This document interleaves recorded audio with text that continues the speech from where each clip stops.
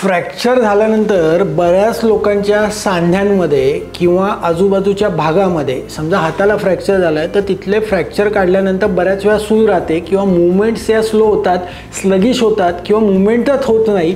या कंडिशनमध्ये तेलाची धारा म्हणजे मुरुवेन्ना तेल किंवा पिंड तेलासारखं तेल, हे गंध तेल, ह्याची धारा म्हणजे काय, 1 फुटावरनं तेल अर्धा तास सोडायचं आहे जेणेकरून तिथली स्ट्रेंथ ही वाढणार आहे, तिथली गती वाढणार आहे आणि तिथली सूज कमी होणार आहे. त्याचबरोबर तिथे मोबिलायझेशन म्हणजे काय तर तिथल्या सांध्यांमध्ये क्लॉकवाईज अँटी क्लॉकवाईज जर मूवमेंट आपण करतोय तर तिथल्या वेदना पण कमी होणार आहे, सूज पण कमी होणार आहे आणि स्टिफनेस पण कमी होणार आहे. एक लक्षात घ्या, फ्रॅक्चर झाल्यानंतर तुम्हाला प्रत्येक तो सांधा, तिथला भाग, तिच्या आजूबाजूचा एरिया हा मोबिलायझेशन करायचा आहे. नक्कीच तुम्ही मोबिलायझेशन करून तुम्हाला किती फायदा झाला आहे मला कमेंट्समध्ये सांगा.